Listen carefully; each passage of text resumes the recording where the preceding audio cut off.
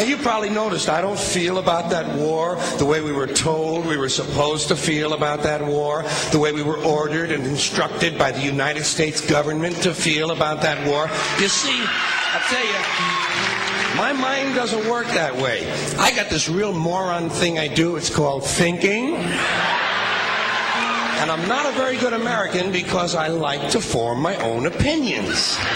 I don't just roll over when I'm told to. Sad to say, most Americans just roll over on command. Not me. I have certain rules I live by. My first rule, I don't believe anything the government tells me. Nothing. Zero. Nope.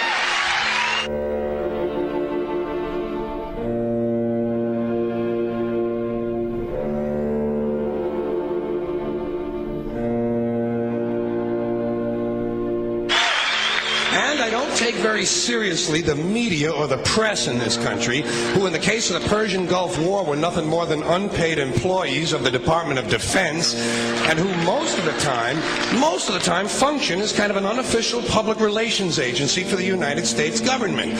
So I don't listen to them. I don't really believe in my country. And I gotta tell you folks, I don't get all choked up about yellow ribbons and American flags. Now, to balance the scale, I'd like to talk about some things that bring us together. Things that point out our similarities instead of our differences. Because that's all you ever hear about in this country is our differences. That's all the media and the politicians are ever talking about, the things that separate us, things that make us different from one another. That's the way the ruling class operates in any society. They try to divide the rest of the people. They keep the lower and the middle classes fighting with each other so that they, the rich, can run off with all the fucking money. Fairly simple thing, happens to work. You know, anything different, that's what they're going to talk about. Race, religion, ethnic and national background, jobs, income, education, social status, sexuality, anything you can do, keep us fighting with each other so that they can keep going to the bank. You know how I describe the economic and social classes in this country? The upper class keeps all of the money, pays none of the taxes. The middle class pays all of the taxes, does all of the work.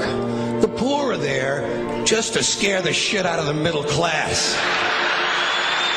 Keep them showing up at those jobs. Politicians know that word. They use it on you. Politicians have traditionally hidden behind three things: the flag, the Bible, and children. No child left behind. No child left behind. Oh, really? Well, it wasn't long ago you were talking about giving kids a head start. Head start, left behind. Someone's losing fucking ground here. But there's a reason. There's a reason. There's a reason for this. There's a reason education sucks, and it's the same reason that it will never, ever, ever be fixed. It's never going to get any better. Don't look for it. Be happy with what you got. Because the owners of this country don't want that.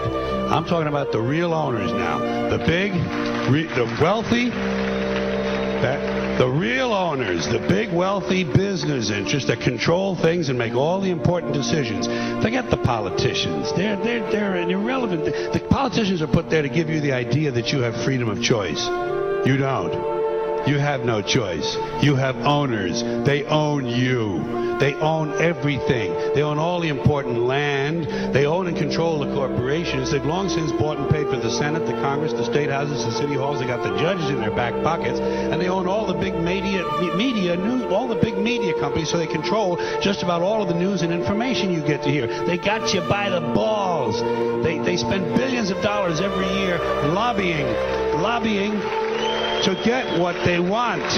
Well, we know what they want. They want more for themselves and less for everybody else. But I'll tell you what they don't want. They don't want a population of citizens capable of critical thinking. They don't want well-informed, well-educated people capable of critical thinking. They're not interested in that. That doesn't help them. That's against their interest. That's right. You know something? They don't want people who are smart enough to sit around the kitchen table and figure out how badly they're getting fucked by a system that threw them overboard 30 fucking years ago.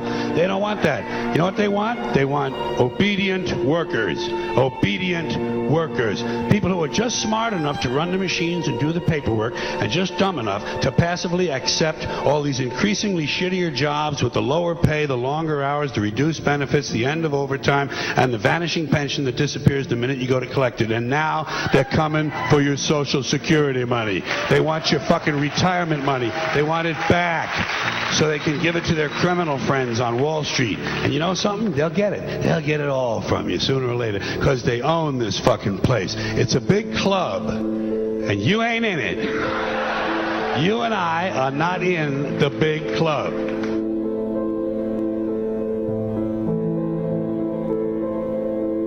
The greatest form of control is where you think you're free when you're being fundamentally manipulated and dictated to.